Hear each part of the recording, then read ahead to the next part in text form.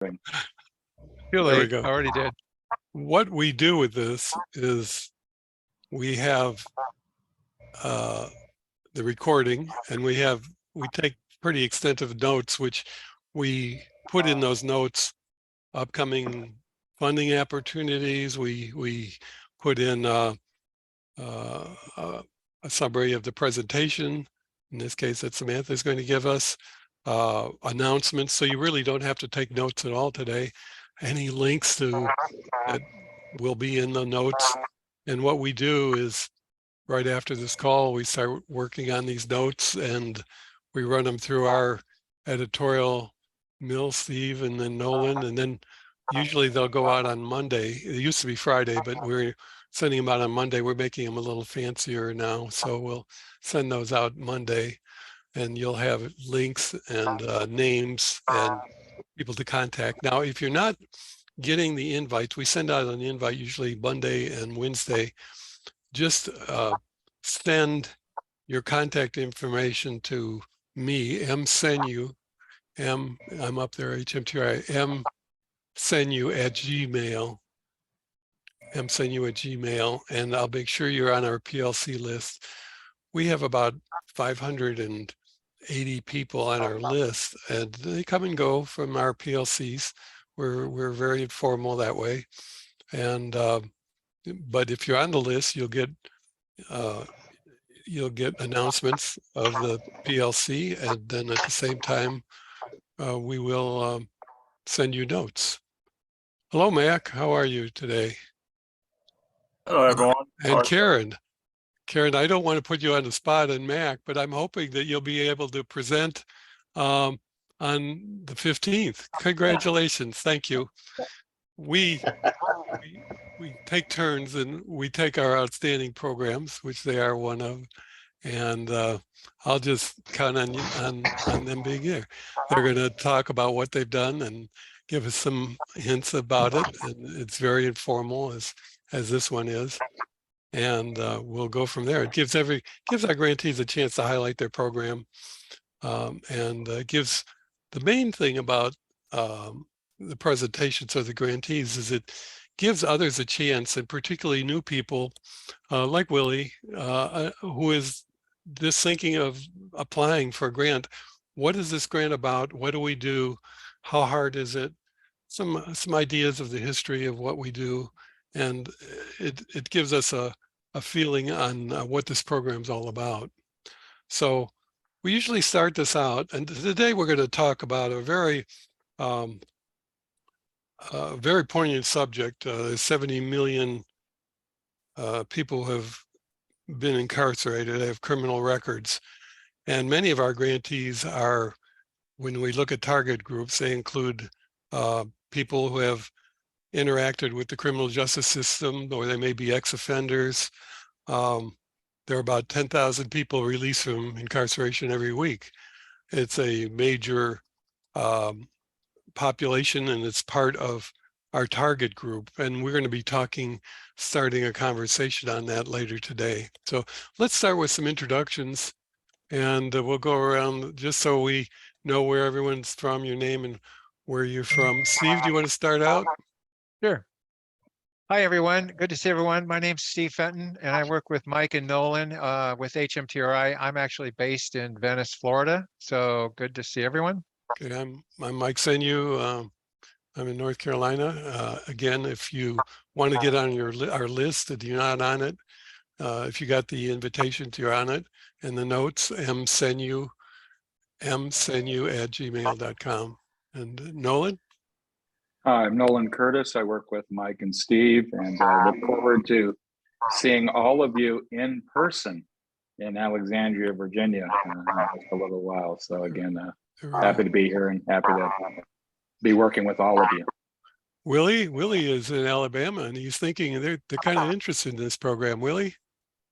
Yes, I'm Willie Lake. I'm the mayor of York, Alabama, which is located in west central Alabama.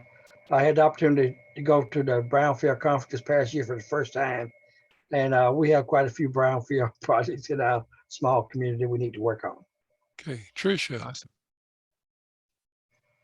Hi, everybody. I am from Land Force in Pittsburgh, PA, and we are a program that trains folks to work in environmental jobs, but primarily things like green infrastructure, installation and maintenance, trail building, tree planting, that sort of thing. I'm really excited to be here. Great. Paul? Paul Sammons with Recycle Force out of Indianapolis, Indiana. And Samantha, who will be our guest speaker today. Good afternoon. My name is Samantha Pugh, and I am the Associate Vice President of Programs here at the Fortune Society, and it's a pleasure to be here, and thank you for having me. David? Hello, my name is David Cantu. I'm in the city of San Elizario. And I'm interested in this program because we do have a real situation out here where we need more skilled workers in different areas like trail building and pipe fitters to anything that can help our communities out here in West Texas. Great, thank you. Iris?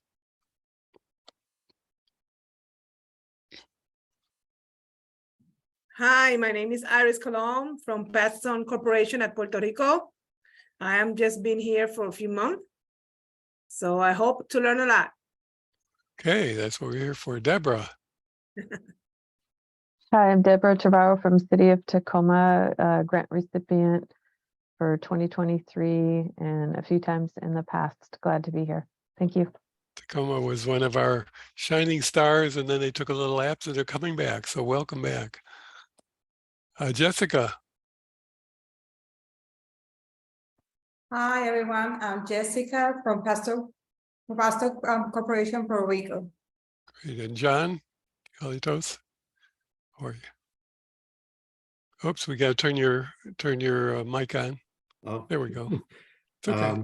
hello, everybody. I'm John Galiotos. I'm the Dean of Workforce Development, Southern University, Shreveport, and I'm about to send you all a message. At 1:30, I am meeting with the city of Shreveport. We are building a facility, and in there, we're going to house brownfield training as well. So part of other training. So I apologize for leaving at 1:30. But congratulations. I hope we can get your program Yeah, we going. got it. We got it. So showing them, this is what you're gonna put equipment for this training here. Calumet is going to do OSHA and hazmat over there and other little things. Congratulations. Thank you. Thank you. Good luck. Karen. Good afternoon. My name is Karen Govan, the Director of Workforce Development here in Southwest Economic Solutions in Detroit, Michigan. We do some job training with CDL and HAZSWAP. Great. Diana? Good afternoon, everyone. I'm Diana Napier with The Workplace here in Bridgeport, Connecticut. Glad to And be Amy. here. And all the way from Alaska, Amy. Hi there, my name's Amy and I'm with the Alaska Forum, and we do job training for primarily rural Alaska, environmental training for landfills and just household hazardous waste and really whatever those communities need to be more environmentally friendly. Great. Rachel. Hi, Rachel. You can turn your mic on. There you go. Good afternoon, everyone. I'm Rachel from Cheyenne Arapaho Tribes, and we just began our application process.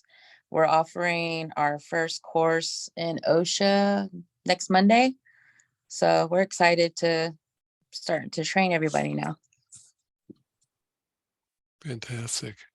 Rachel, and we just met the two of the most difficult job training programs. They've got rural, dispersed, lack of employers. They're faced with all sorts of challenges and they're doing a great job. Kim Kelly. Afternoon, everyone. I'm with the Sustainable Workplace Alliance located in Central Florida. We're a new grantee and hope to be starting this summer our job training. Congratulations. Melissa? Good afternoon. My name is Melissa Echeverria, and I am the Water Resources Director for the City of East Point. Good. How about Mac?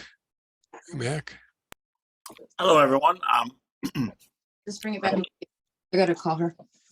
Oh, okay, Mac Alabed, senior manager here at Southwest Economic Solutions. Aside from Karen, we pretty much do workforce development for the Brownsfield program. Good. How about Nancy? Nancy Shannon.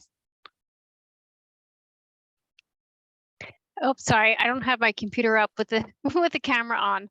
I'm Nancy Shannon. I'm a new EPA job training project officer in Region 3. Great. We always like to have EPA project officers, and we promise we won't ask you any questions. Okay. How about Shantae? It's always good to see Shantae. Yeah, hey, how's it going, you guys? Good afternoon. Shantae Vincent, West End Neighborhood House. I'm the employment specialist / EPA coordinator. We've had our grant since 2015. Great. And is it B. Michael? What's your first name? I think that's B. Michael Long. I think that's Yes, it Michael is. Long. Michael Long Oh, hi, here Michael from Long. I Employment should have known Council, that. Kansas City, Missouri. Good afternoon to one and all. I should have remembered that. Many of you have seen these people as presenters, and thank you. My camera's broken too, so I apologize. Uh-oh. Candace. Sure, Mike, she left a message in the chat box. She's having some IT issues. Okay. But she introduced herself. She's with Santa Fe Community College. Fantastic. And works with the Los Alamos National Lab. Fantastic. One of our stars that will be at the All Grantee meeting. Marcia. Marcia Lay. Hi, good afternoon. I am Marcia Lay. I am a Region 6 Brownfields project officer. Just learning more about job training grants. Okay. Awesome. Welcome. And Erwin Hernandez. Hi, my name's Erin Fernandez. I'm through Groundwork Denver, and I'm the Green Pathways Project Manager. So I support green workforce development for our youth programs. Great. Okay, did I miss anyone? Did anyone? This takes a little while to introduce each other, but one thing about the job training program, we're not like other EPA programs. We're not hundreds or thousands of people. We've got about 59 active grantees now. We're going to be growing, but as long as we can stay in a small group, we try to share information with each other, what works, what doesn't, try to get some ideas, try to find out where the landmines are, try to get everyone funded when they write their proposals. So that's kind of the purpose of this PLC. We meet every 2 weeks, and it's very informal, and we hope to have discussions as we go along. Well, part of this, we start out with announcements that Steve was going to run through, and one of the big ones, of course, will be our annual All Grantee meeting. Steve? Sure. All right. Thanks, Mike. Hello again, everyone. Good to see everybody. Good turnout today. First thing I want to mention is the 2023 in-person annual All Grantee meeting, which again, this time will be held in person in Alexandria, Virginia, May 24th and 25th.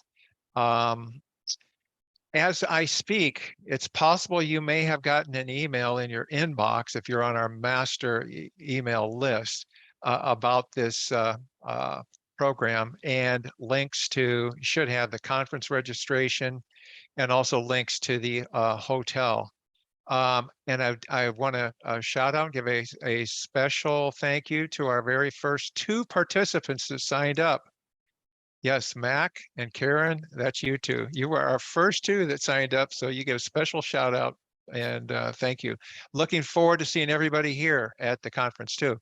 So it's the 2-step process when you see it in the notes. You should have it in the email, but all of this information will also be in our notes. There's a conference registration form link that'll take you to a Google Forms document that you just fill out some basic questions like who you are and so forth. And then we'll have you officially registered for the conference. And then you need to make a reservation at the hotel. The host hotel is the Hilton Alexandria Old Town. on King Street. And you can make reservations either through the online link that we provide, which is very easy to do. Both Nolan and I went that route and registered through there. And or you can call in also and do that. Just make sure they may ask you if you call in which hotel, and it's the Hilton Alexandria Old Town in Alexandria, Virginia. And then also the other thing to remember is the group code for the reservation is HMTRI. There's that acronym again, Willie. You were asking about the acronym earlier. So that's a two-step process. We cover 3 nights of lodging at the hotel, checking in on the 23rd and checking out on the 26th. The 2 main days will be the 24th and 25th. In the email that we sent out today, it gives you an idea of some of the agenda items that are, under consideration now. We haven't fine-tuned and completed the agenda yet, but those are the items that we're looking at covering. So we're excited about it, looking forward to seeing people face to face. If you have any questions, my email is, I think, at the bottom. So feel free to reach out to me if you have any questions. And by the way, you do have to provide a credit card for incidentals. So if they ask you for a credit card, they're not going to bill you for the amount. They just need that for incidentals. And I think when I signed up online, they even showed like an amount, and if for a half second you think, what are they charging this to my card or not? And they're not. It just typically shows up. But if you are under the HMTRI banner and it says that when you do the link, you're golden, you're good to go. We're going to get the master list. We're going to be comparing it with the people that register in the hotel to make sure there's, if there's any problems at all, let us know, because it's not uncommon that a new clerk answers the phone and they haven't been trained on all of the processes or the group. And but we're really looking forward to this. So again, any questions, just give us a holler. You can reach out to me, Mike, Nolan. Any of us can help you out. Then also just want to move over to the Brownfield 2023 National Conference. That's in August 8th through the 11th. That's in Detroit, Michigan. That was fantastic last year in Oklahoma City. Looking forward to going to Detroit this time. HMTRI will have a booth. And so if you can't come, or even if you can come and you would like to give us some materials to display in the booth for your program, please, by all means, feel free to do that, because that's what we're going for, is to help market this program and all of your individual programs. So again, that's coming up. Now, the last time I looked, and it's been a couple days, they had not identified a host hotel yet. I think they're still working on the agenda and a few other odds and ends, but that's going to be forthcoming, because now we're already moving, believe it or not, into March, and that conference is in August. So I think more information will be forthcoming soon. Also, in conjunction with that, the 2023 Phoenix Awards nominations are open. And that's the premier awards program for brownfields redevelopment. And that's coming to Detroit at the 2023 conference. This year's awards will once again celebrate exemplary projects in brownfields redevelopment from across the country and recognize the people that make them happen. There will be a link provided in the note if you would like to nominate someone, or you can even nominate yourself. I mean, just click on that link, and that information's right there. Also, if you're interested in being a sponsor or exhibitor at Brownfields 2023, there's information about that. And like I said, we're going to already be exhibiting. So if you have marketing materials or something about your program you would like to share at that meeting, even if you can't attend, feel free to let us know and send it to us, and we will take it and be happy to display it for you. And a couple of questions that have come up, just wanted to run through these. One is for the FY23 Brownfields Job Training Awards. The question is, have they changed from previous competitions, and do you have any insight on what will happen moving forward? And the response is basically, while nothing official has been posted, requests for proposals are expected. in June as they were in FY23. Applications will be due 60 days after the RFA is posted. It is expected that the EPA Brownfields Job Training Cooperative Agreements will have a maximum funding level of $500,000 total to be spent over a 5-year period. New applicants as well as current and past grantees are expected to be eligible to apply. As in the past, there will be not be matching requirements and indirect costs will be allowed. The number of awards, of course, is yet to be determined, but that will be forthcoming. And then second question, we get this from time to time. Why is the Brownfields Job Training Grant called a cooperative agreement? Very good question. The Brownfield Job Training Cooperative Agreements are, in basic terms, grants where EPA has a role in guiding work plans and program operation. Traditional grants award funds with minimal or no input over the execution of the grant. Cooperative agreements allow for a more participatory conversation between the EPA project officer and the Brownfield Job Training Grantee Program managers. Grants and cooperative agreements are often used interchangeably, but technically, Brownfield Job Training Awards are considered cooperative agreements. So we get that question from time to time. Okay, Mike, that's all I have. Is there any questions about the conference or any particulars? Feel free to ask. Otherwise, I'll turn it We'll over be to sending Mike. out more notices as we go along. Between now, when is the drop dead date, Steve, for registering?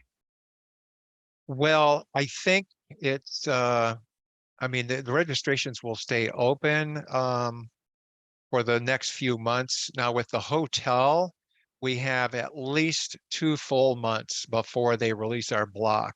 So that's why there's, some urgency. If you're looking to attend the conference, you might want to book your room, before that block gets filled up. Book your room and you can always cancel if something comes up. Exactly. And that may happen, and how it does happen from time to time. So at least if you book it, you're set, and then make your airline arrangements. And by the way, the other thing I wanted to mention is there will be 2 continental breakfasts at the 2 full-day meeting and 2 working lunches provided. So HMTRI will cover that as well as the cost of the hotel. And parking, if you drive, there's some discounted parking available as well. So Mike? Basically, you have to get there. And then if you want to go out to dinner some of those evenings, which a lot of people will jump on the bus and go down to downtown Alexandria to restaurants, you might have to pick that up. But for the most part, the major costs, the hotel costs are covered. We're looking forward to it. Really hope to see all of you there. Nolan? Yeah, I was just going to say, I think you mentioned it before, but there are, it is limited in terms of the number of rooms in the block and the number of reimbursements. So that's your incentive to register early and often. So. Okay.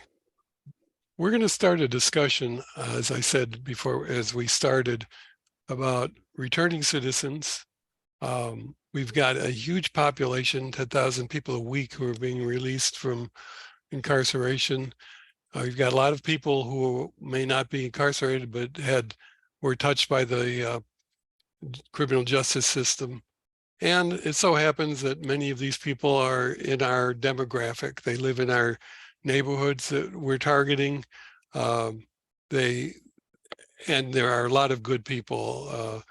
We think of returning citizens as being perhaps violent criminals. Only 11 or 12% are violent crimes. Most of them are drug offenses. So there are some tremendous people that are incarcerated through events that aren't necessarily their fault. And this is an opportunity for the job training program to take advantage of this tremendous population of good people and hardworking people that can join the ranks of remediation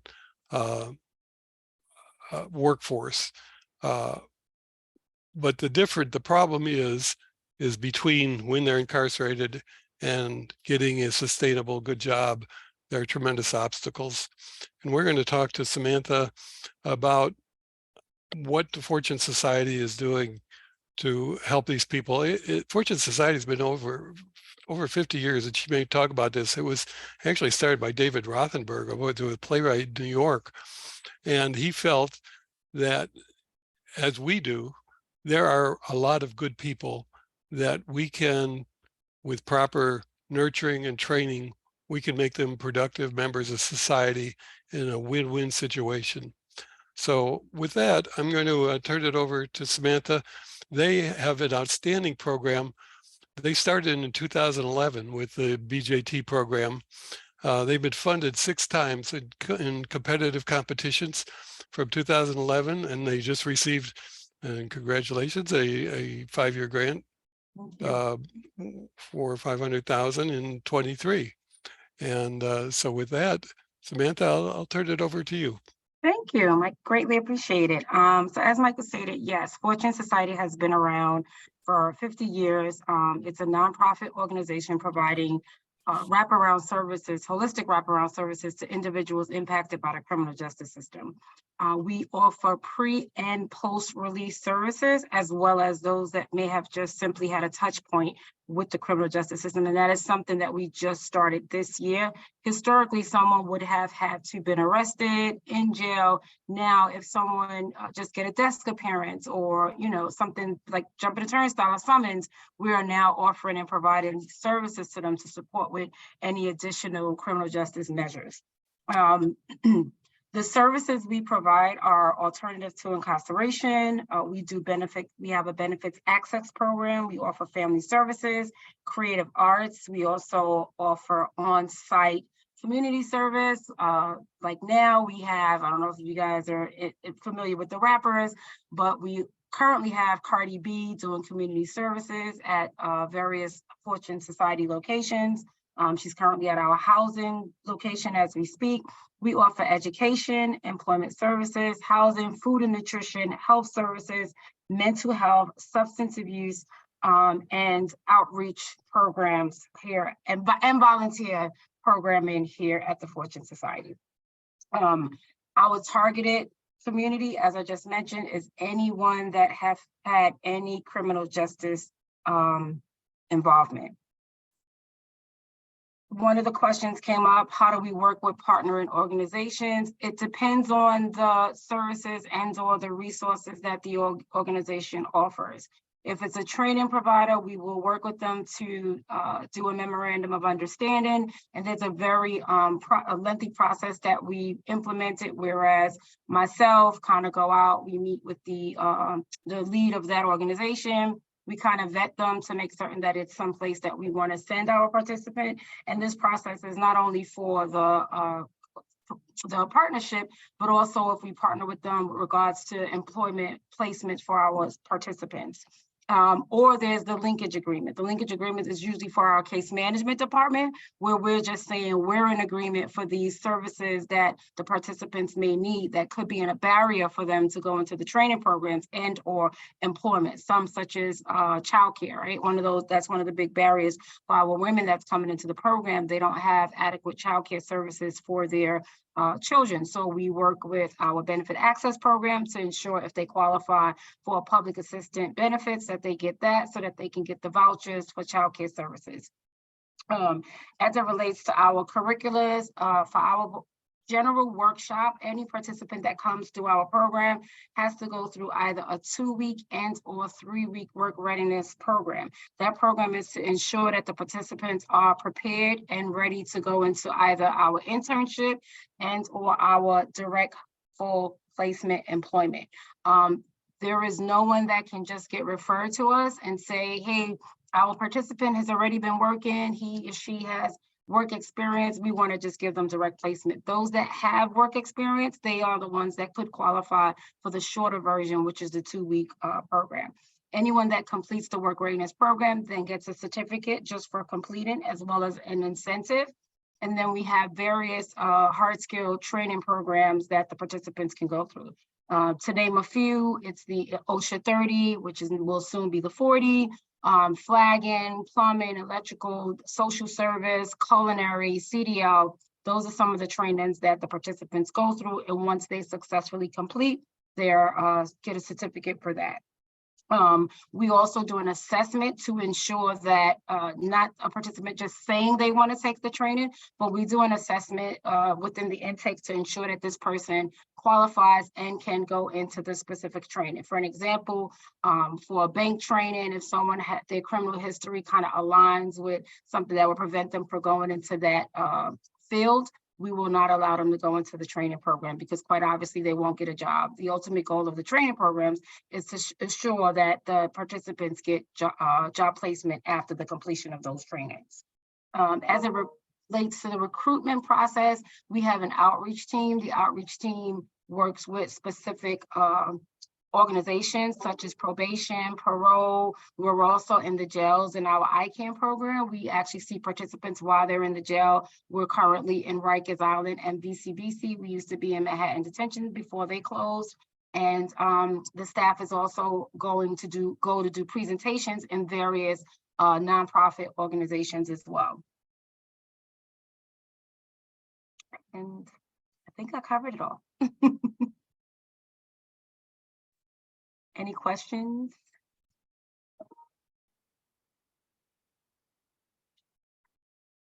Comments? Thoughts? Going once? Sorry, I was challenged sharing my microphone. Certainly you and some of the other programs that deal with returning citizens are the experts. You have individuals that have had either incidents or lifetimes of trauma. And now they're coming out of that and trying to fit in. And so it's rarely an all at once, where suddenly, they, turn over a new leaf and they're just like somebody, coming out of the suburbs. And so how do you deal with that idea of well, recidivism, or, they go so far and then they self-medicate, or they, have a crisis and things fall down, or they simply can't separate from the peer group that they were around, when they started one kind of career. What's your process, I guess, for that back and forth? So as I mentioned, we do have what we call a wraparound services, and we start out with an individual assessment, and the participants that come through our program is assigned a case manager and or a counselor. During that time, they work with the individual to try to prevent the, the reoccurring behaviors or, recidivism. We can't win them all, right? But we do have obviously quite a few success stories, which we're now beginning to highlight, because one of the things we found that we do internally as well as to our funders, we really look at the quantitative, right? How many people are we getting through the program? How many people are we getting placed? How many folks, right? But what about the quality of work, right? And so now we've actually been collecting success stories to show that these are the testimonies of the participants and the outcomes. We make sure that we align them with those services. As I mentioned, we have like the Treatment Services Center here, and we also have what we call the BLC, Better Living Center, which is our mental health unit, where we try to ensure that if we observe these issues within the participant, that we have that case conference and we speak with them as a team to say, here's what we see is happening, right? Whether it's your mental health, whether it's your substance use, we see you declining, right? As a result, we're going to move you from your job right now. We're going to remove you from your training and allow you to focus on this. And here's your contract, right? Or your agreement that you're saying, I want to be successful. Here's what I'm going to do. We kind of put it on the participant because this is their life, right? This is your folder, but here's what we can do to help support you in making sure that you're successful. Do you have, or are you able to establish any partnerships with, I guess what I would term peripheral services? So things like tattoo removal or GED or, wardrobe and grooming, or dental, I mean, these are the things that are this physical or visual barrier sometimes to people's success. Yep. So with regards to tattoo removal, we don't have anything specific to that, but education and GED, we have a full education program, and part of our education program, we do high school equivalency preparation. So not only do the staff teach them, you know, and support them, but we also send them for to sit for the GED test. And a part of our contract agreement is that we're saying Fortune Society will ensure to make certain that X amount of participants have successfully completed this education program, as well as sat and tested and received their high school diploma or GED. Okay. Well, again, you're doing amazing work, and so thank you. No, for thank all you. and Great what your question. staff does. Thank you. I had a question. I'm curious, could you describe a little bit more about how the benefit access program works? We do a lot of referrals to outside organizations to help with benefits, but it's sort of becoming a larger issue with us. And so I'd be curious about sort of how that works in-house. Sure. So every participant that comes through our program, regardless of the portfolio they end up, they have to go through our admissions. In admissions, there's an intake and assessment which determine what services the participant will need. During that time, there's a benefit assessment where the participant will say whether he or she currently have benefits, either through a spouse or through private commercial insurance, or if they need specific benefits through us, where the staff will sit with them to help them complete that lengthy HRA application. The participants will get funneled accordingly. So if I come in, I'm Jane Doe, I don't have anything, right? I don't even have my ID. I was released from state jail. I came home to nothing. They will be assigned to the full arena program, right? And that person will help them get their ID, help them get their social service benefits. But there may be some will come in that they already have that. They don't need that much. They may just need to get their ID. And when they got locked up, the police took everything from them, right? They will go to that track. Awesome. That's really helpful. Thank you. You're welcome. Is that a procedure? I'm sorry, Paul. Is that a procedure? The benefits access program, is that a process that you are internal, or is it becoming adopted nationally for returning citizens? It's an internal process because we understand the need, and we understand that so many of our participants that are get incarcerated, part of what happens is their ID or things like that are confiscated and they never get it back. And so that's a part of the process. And if for any reason the participant needs to physically go down to HRA, we have case managers that will go down with them, because we understand sometimes it's challenging for them to just process all of this happening to them when they're transitioning from being incarcerated to the community. So this is in addition to the case manager. It's almost like a supersized case manager. Is this a different individual? It is different staff. It's our admissions team that takes care of the benefit access process. Wow. Yes. Yes, Paul. I'm very excited about your presentation organization. I had to step out for a security walkthrough just a couple of minutes ago when you were going over your information. The employment side, what's the process for that again? Sure. So every participant that comes to the workforce development arena, which is the portfolio that I oversee directly, they have to go through either a 2-week or 3-week workforce development readiness training, right? The 2-week is usually for individuals who have previous work experience, extensive experience that just need a touch point in perhaps resume writing, business attire. And that was something, Nolan, I think you also asked about. We do work with partnering organizations that provide free work attire, business attire for our participants. Anyone who indicated on their intake form that they need assistance with clothing, be it general clothing and or work business attire, we work with organizations that do donations. 100 Black Men, Dress for Success, Bloomberg, all of those organizations kind of give us clothing, and we house them here, and or we make referrals to go over to them to get it. We work with organizations specifically to the sectors. For an example, if we have a participant who graduated from one of our construction training programs and they say that they want to go into flagging, we work with employers that hire specifically for that. And as I mentioned, we do the internal assessments ourselves.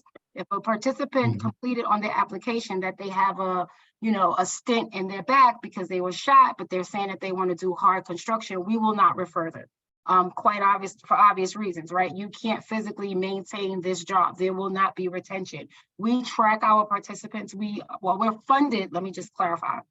We're funded to follow our participants for 2 years. However, Joanne, our CEO, and what we believe in, it's not always about the money. So we oftentimes do in-kind services because we have participants coming back years later for some kind of support. And do you have, so for, let's say, job training, is it internal or is that a referral also? So our initial work readiness training is internal. Okay. For job placement, we do referrals to external organizations. If there's a training component to the employer, they handle the training. We also have on-site recruitment events. One of our biggest recruiters is Clean Right and Amazon, where they physically come on site and they meet with our participants and they host their recruitment and their training on site. And we also have, I think I failed to mention, we also have a fellowship internship program where a certain amount of participants who might want some additional hands-on experience before direct placement, we refer them to some of our partner organizations to do on-site work with them for a certain amount of time, with the expectation that if they are hiring, that they will consider our participants and/or ensure to give them a reference for their next step for job placement. Okay, and you had shared just one more thing, that you also meet with potential clients where they're still incarcerated? Yes. Okay.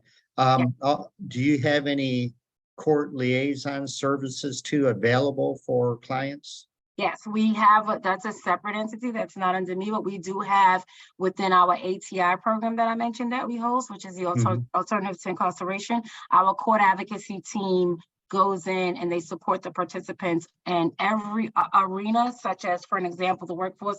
They may reach out to us to say, hey, we need a status report on Jane Doe. Is he or she attending their sessions, right? Or they'll go in the system and say, hey, we see the certificate for this, but the note said that they are participating in this. Can you send this over to us because we're in court today and we're representing the participant. We're speaking on behalf of the participant today. So yes. Wow, we have a lot in common. Mike, I'm not going to hold up the group. No. Is there a possibility that we can talk afterwards? Because we could talk for hours. I know I can. And I know I can too when it comes to this. What I'll do is I'll share with the group our flyer and our one-pager. And then I'll also share my contact information for any follow-up emails and or calls that you may want to have. Yeah, that's great. If I could share one more thing. Sure. One of the things we're doing is, we're Oh, did he freeze or am I freezing? No, I think Paul's Looks like he froze. Yeah. We'll come back to him as soon as he unfreezes. Yeah. Paul, if you could hear us, we'll come back to you as soon as you unfreeze. You have a very, very deep program, and it's not by accident that you've been re-upped 6 times. It's fantastic, and it brings to light the whole idea that if you're going to work with returning citizens, you have to be really careful to the extent that you're doing this.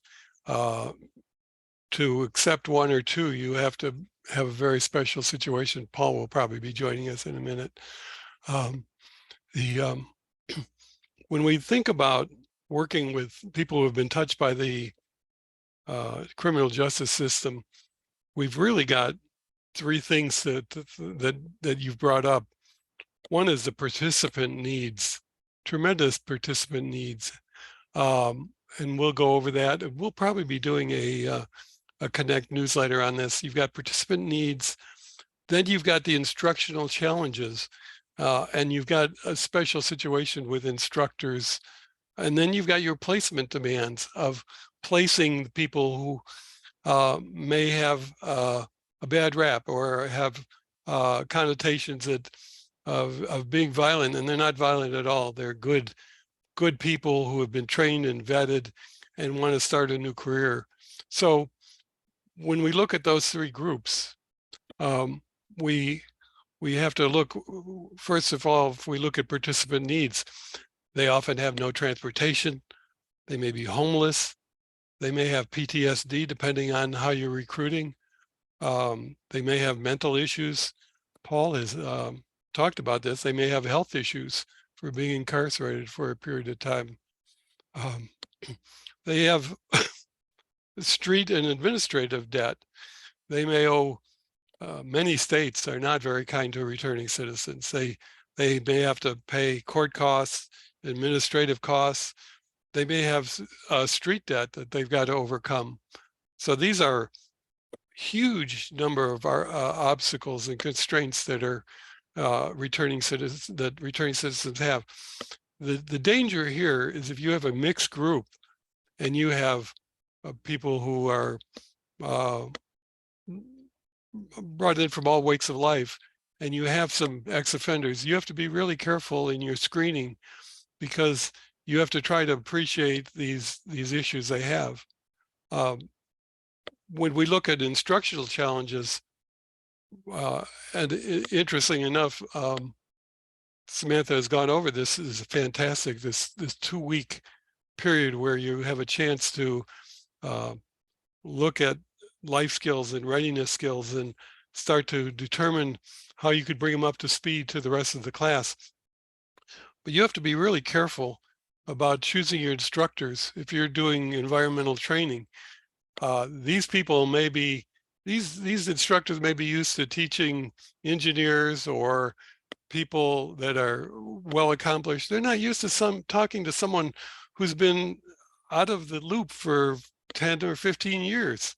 They've not been in a classroom setting. They may not even be familiar with the classroom setting. Hey, Paul, welcome back. We're talking, and I'll turn it back to you where you left off, but we're talking about the three, with regard to Samantha's program, the participant needs, and we've talked about so many of the things you've talked about, the lack of transportation, homelessness, mental PTSD, the health issues, street debt, administrative debt, all of the constraints that are facing people that are trying to return to citizens. And then, of course, we're just starting to talk about instructional challenges, and we'll talk about placement challenges in a little bit. But we interrupted you. Paul, go ahead with what your train of thought was. Yeah, one of the things we established almost a year ago was a court liaison. And so we support our, for those that don't know, we have an employment social enterprise. So it's a transitional job for reentry program for those that are coming directly out of DOC or the county lockup or the feds. And so we train them while we pay them to work in this enterprise. But what we've noticed is so many people were getting TRVs, that's technical rule violation. So they get locked up not for new charges, but some type of violation with a condition of probation or parole. And in fact, it's so many lockups that it's unbelievable. And sometimes we have the same person that has probation and parole, and maybe sometimes a third, community corrections. So they could be in compliance with one or two of their oversights, but the third one may get violated. So we're trying to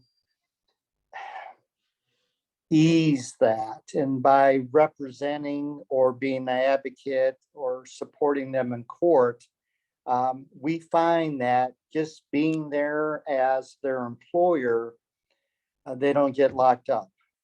And we see this over and over and over again. So if people have jobs, they're released, but the people that don't have the good fortune of being employed, they stay locked up. And what we're doing now is working with the prosecutor's office in Indianapolis. And we're going to start with the public defenders, including them into this process, and trying to have a representative in certain meetings with the judges. And it's a journey, but we have some doors opening. So that's why I was so excited about the Fortune Society joining us today. And like I could talk for a long time on this, but what we're finding is a lot of our new participants that come to work here, until they get their first paychecks, they don't have the money commitments, such as, they have to go to classes that cost some money. There's nothing free there. They have to get drug drops, get tested to see if they're clear or sober. And a lot of people that don't have that money won't go. And then that's an automatic violation that could get them sent back inside. And so, all these services that we're all doing, and I know this has to do with brownfields, but for those that may not be aware, we're actually building our new home on a brownfield. And we're so excited about that here in Indianapolis. So we're using our people out there to help, keep the site clean and going down the home stretch to the completion of our building. So hopefully we can help that many more people in our area. But it's very, very interesting. So again, we're working in the court systems and also with our legislators to help minimize some of these proposed bills that are coming out of both the House and the Senate. And that's where a lot of our focus outside of our transitional job program is heading, so we can help more people. There's just so many people that can't pay their fees and fines, and they get locked up over and over and over again. And it may be 3, 4, 5, 6, 7, 8, 9 times you get locked up. And then without being able to pay for, court costs and those things. So that's what I wanted to share, Mike. I could talk for weeks on this stuff, and everyone here, I know I'm preaching to the choir, but just appreciate everyone and what they do and in the service of training and helping people move forward in their lives. Well, I think the important thing here is that if you're going to be servicing returning citizens, to appreciate what they're up against. And now Samantha's got the internship program, which can help a little bit on that. And then you also have an apprenticeship apprenticeship program with the union, don't you? Where there's further opportunity once they're through your program. And that might help them as a direct entry into employment. One of the things that you have to be aware of, and we kind of skipped over the instructor challenges, but when we talk about placement, you do not want to send out a candidate or graduate that is going to be set up for failure. You really need to have that employer online and willing to work with your people and the challenges that they might have. You need to indicate to them that your graduate may need 10 or 15 hours a week to deal with the legal system, to go to trials, to go to judgments, to work with caseworkers, so that an employer who is not aware of this may think that they're going to come out of this program and they're going to be a 40-hour-a-week employee like everyone else, and right off the bat they're going to strike out. So they're just going to go into a job and they're going to fail. And so you really have to work as a partnership with your employer, and you've got to find employers who are sympathetic, and many employers in this business, smaller employers, may be ex-offenders themselves, but they got out and they went through it and they've started up remediation firms. So when you start looking for partnerships and potential employers, you've got to look for someone who's been there and done that, because all of those issues that Paul brought up and Samantha has brought up are being faced by these graduates. And it does no one any good if you go through all this training and then you're locked out. Mike, I just wanted to mention that Samantha has a hard stop at 3. So if she has to take off Just wanted to give you a heads up. Well, Samantha, you know, you've got a tremendous program, and the thing about your program is it's so deep, and it might be somewhat intimidating to a very small, just startup program. But what they can get out of this is the depth of partnerships that you have and the MOUs that you've developed over 50 years. So it takes a long time to get where you're at. But when you think about all the lives that you've created, it's certainly worth the effort. I want to congratulate you. And what we'll do is put in the notes your contact information so that Paul and others, Auberlee has got they're not here today, but Auberlee's got a similar program. They started in social services and they have the huge bench of wraparound services as you do, and they're able to refer people and provide caseworkers. What's interesting is that you've got caseworkers and supersized caseworkers. So I know you have something going on in just a minute or two, but I want to thank you very much for your presentation today. No, thank you so much for having me. And as I mentioned, Michael, I'll share our one-pager and our brochure with hopes that you can share that in your notes as well with the group. And if anyone want to reach out, if there's something that you know, any additional questions or something you want to pick my brain or someone else here's brain, I can make that connection as well. Okay, if you can send those to me today or later today, I'll make sure. Later when I get done with the other meeting, I'll send it over. Thank you very much. You're welcome. Have a great day, everyone. Okay. It was a pleasure. We're going to Samantha. Okay, Thank you, Samantha. We're going to continue talking a little bit about these challenges that that people coming out of the justice system have. And again, we didn't talk much about your instructors, but as I was saying earlier, they may be used to dealing with a different type of person, someone who may have not been involved in the criminal justice system, may not be homeless or have transportation issues, and they have to be very lenient. And one thing you may notice, and I think that's true with Paul's and Auberlee's that I've noticed in Samantha's program, your programs are, I want to say lenient, or I would say tolerant. When you say, Paul, you have to be firm in some ways, but you have to be open-minded and tolerant of your participants' needs. Would you say that's true?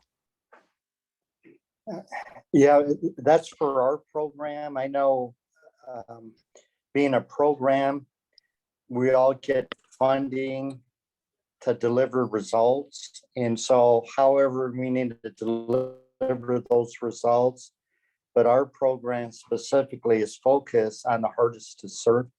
And like I said, when I said I had to do a security walkthrough, we had an intake, a large intake yesterday.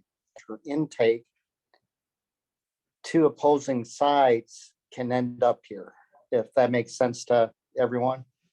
And so sometimes we have to monitor that very closely, but at the same time, provide an opportunity for someone new coming into the program to learn how to deal with differences that would have been dealt with differently in the streets. And that's that balance point that we talk about. And there's so much. Another balance point is mental health. It's so sad that our focus currently is on young adults 18 to 24 to work on violence reduction.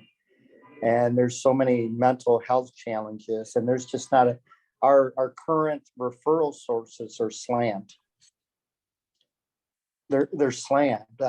Everyone, all our programs are that there's not enough infrastructure to support the increase in mental health challenges. And it's in times like this that it makes it very difficult. And one of the things that we're doing to try to alleviate some of that stress when they don't have immediate access to mental health is we're starting to do digital interviews with our young adults that agree to do that, to better understand their trials. And and some have shared with us. We've been doing it for about a month now, every week. And it's at the point where I'm no longer the same person that started in the interviews than I am now, just because of listening to what our young adults have to go through. Tremendous And so we're obstacle. learning so many obstacles, so much abuse and things that I really don't want to share here, obviously, but people on this call, I know they understand. But some of them are saying this is the first time that they've ever shared their story.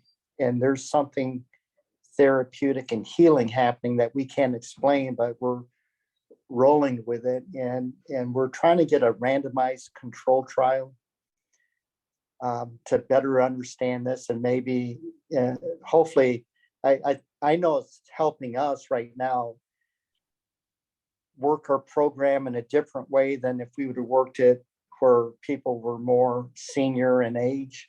So there's something happening here, and we're very excited about it, but at the same time it's very sad because of the trauma they've experienced starting at very early ages. And I know that a lot of the people on this call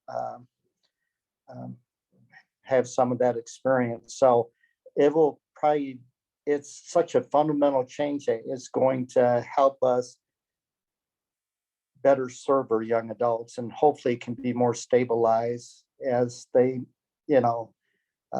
mature and are different places in their life cycle.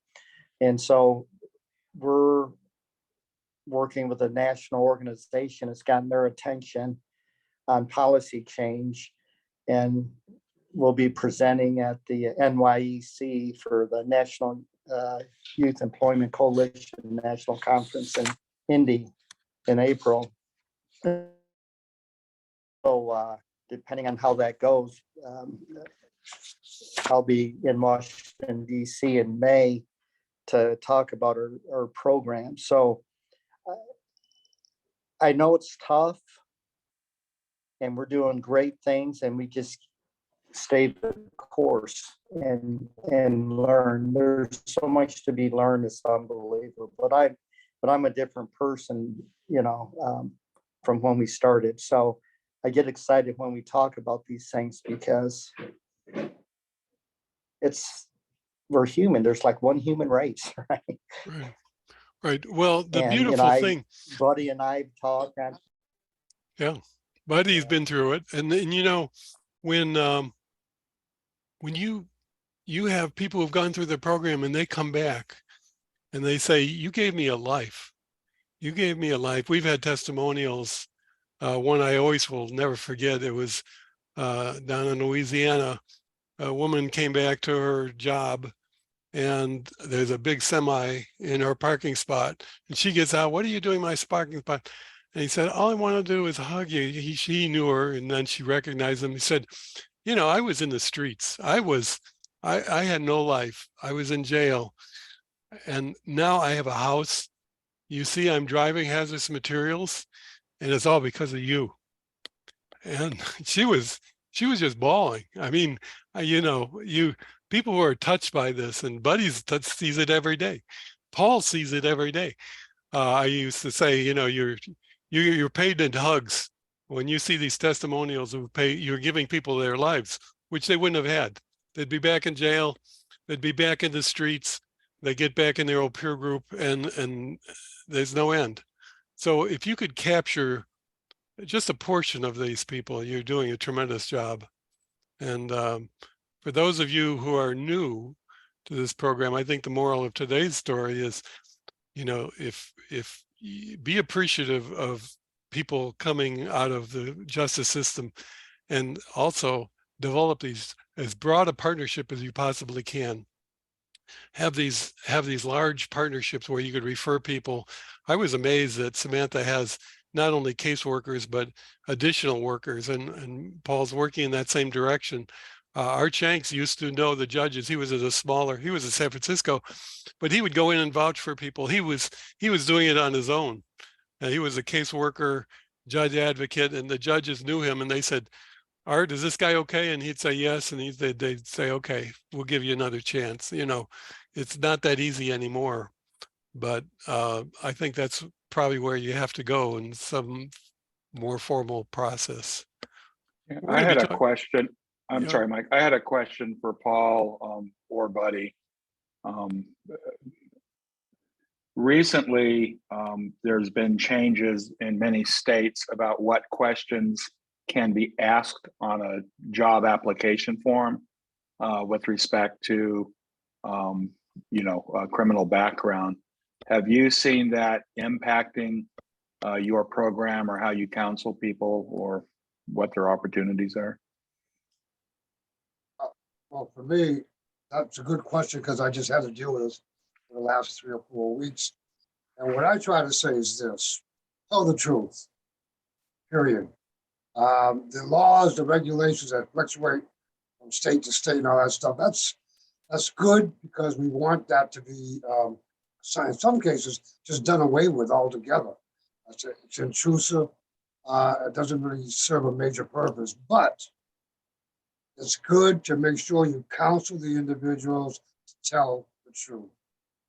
Because if you don't tell the truth, there comes that person 3 weeks later with the pay slip saying, we have to let you go. And they're not letting you go because of your record or you just came out of jail.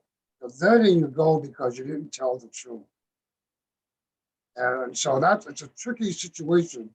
But put it down to, if there are questionnaires on your unemployment application that asks those questions, and there's nothing illegal about it, answer the question and do it truthfully. Right. But when it's not there, how do they? Well, if it's not there, then you leave it alone. Okay. However, if you are questioned about it, because if say you get the job, now a rumor starts that you're a guy that just came out of jail. Wasn't asked on your application. Okay, but this goes back to the character of you. Okay, if your character, and most employers are looking for honesty, they're looking for good character. And so that's why I say answer the questions if they're there. If they're not there, then you deal with it later on. Thank you. Mike, Iris has a question, looks like. Hi to all. I just want to say that I used to work for the reentry program for 4 years at Patterson Corporation. So I know what Paul and also what Samantha was saying about. And I don't know if you have the same as Puerto Rico, that we have fidelity bonds. I don't know if you know about it. Those are bonds that you have for the employers. You can request this in nonprofit organizations, and these are in different kind of states. In Puerto Rico, we have it. It goes up to 2,000 to 10,000. If something happens to your participant that you have put or assigned in a work, and there's a robbery, something happened with the participant, they just refund that money to you to give it to the employer. So that's a bond. Yeah, it's a bond. Yeah. Okay. Fidelity bond. You should have that in the States because it comes from the States to Puerto Rico. So it goes up to 10,000.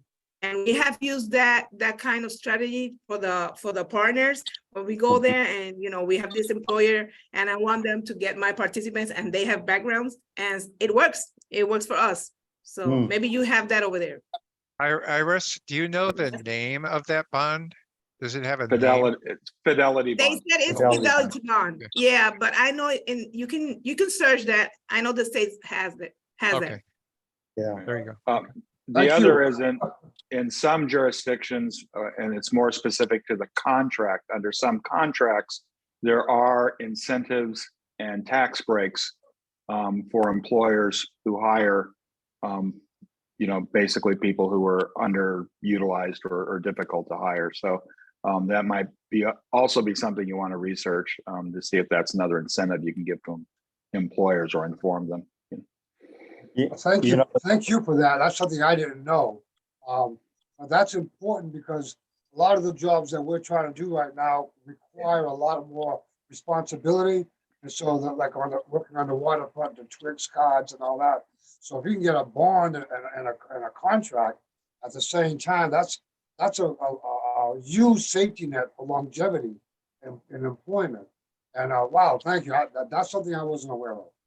Right. The other is to approach your local politicians and the ports and the ones who are writing and letting these contracts to add those kinds of clauses in the contract to encourage local hiring. So, it might be, they simply have a quota, if we want you to do 10% local hiring or something. But the others to see if they will actually offer monetary incentives or other breaks to those employers. And If you could send me something on that, I would appreciate it. Because we're going through that right now with Mass Highway, with the DOT, all the infrastructure money. See, that's where the jobs are at with the unions and these guys. And if we can get that kind of a bonding, that would give a lot of support to these individuals. right. Well, the bottom line is to fight for that language in the contract. If it's in the contract, you have a much better path than if you're just trying to appeal to somebody's better nature. Yeah, that's absolutely correct. No. Thank you. Yeah, because they're bound by it. Then it's a legally binding contract, and it has teeth to it.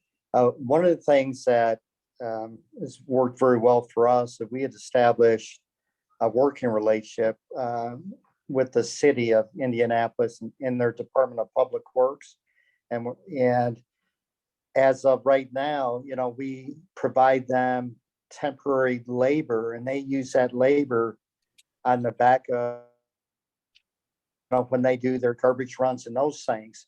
And it's like a long interview process. And we have today, I believe, 51 people that have been hired by DPW, which is a union job. Right, that's a career job. We call it ABC. We're any job, better job, career. And we're also working with their parks department and those things to get our people into those areas so they could, have an opportunity to get into those union jobs.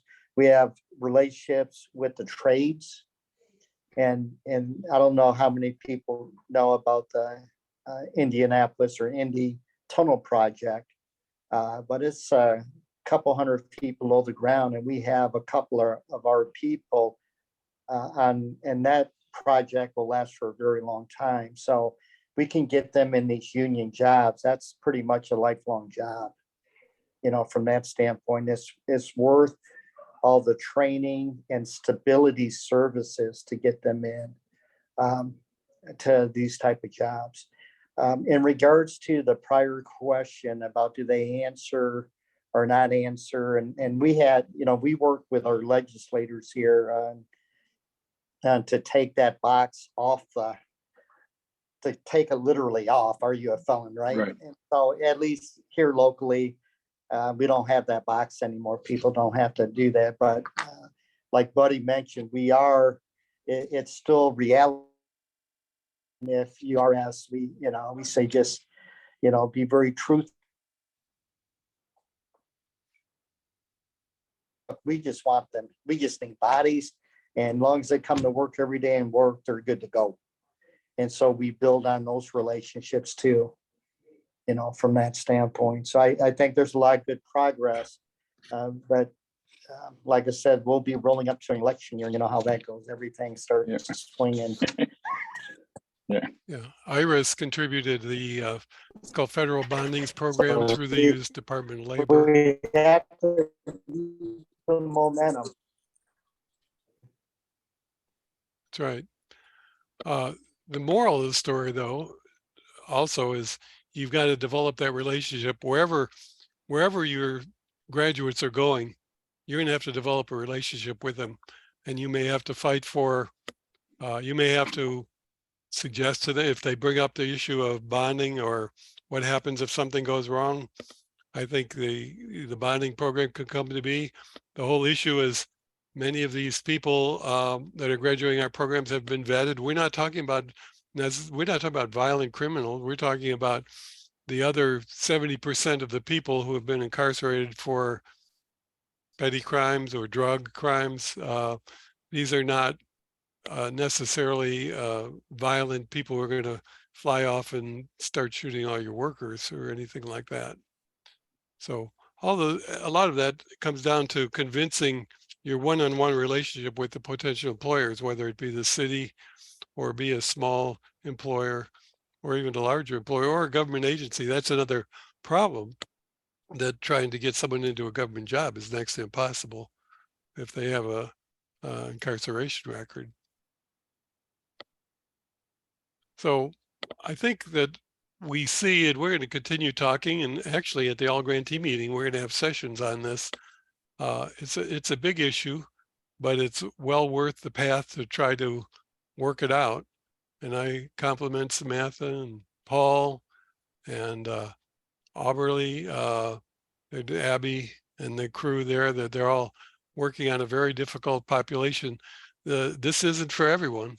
If you do not have the social services, the wraparound services, if you don't have the referrals and the caseworkers, you need to think about that before you start bringing people in. So you may have a program that says, we can't do this well, so we're not going to do it. Rather than setting someone up for failure, we may need to avoid this right now. We'll leave this to the heavy hitters who have established their MOUs, who have the employers in check, have the ancillary services. Many of you may say, hey, we're just trying to get an environmental job training program going, and we're going to address a different population. This isn't for everyone, but for those who do it, you're saving lives. And congratulations to y'all. Well, that said, and not to be argumentative, but people walk in your door, and everybody has a past. So depending on how recent or how far back that particular aspect of their past might be, also, Mike's right, you need to have the full range of services, but I wouldn't reject someone simply because that's part of their portfolio. It may be something that they've already gotten past personally, but it doesn't mean it doesn't still hold them back, in the life and job world. Right, and they may not have any of these issues we talk about. They may have been in on a drug charge. They're not homeless. They've got family. They don't have health issues or PTSD. They just want to get back to working in society. Yeah, they just want to get back into, let me go where I left off, and that's another issue entirely. So, well, I think we shined a light on it today, and we'll put everyone's contact information in the notes that you'll get on Monday. And I appreciate the time we spent today talking about this. And we'll be revisiting in the future for everyone. So, Steve, you want to wrap this up? Okay. Anyone have anything to say? Thank you, Iris.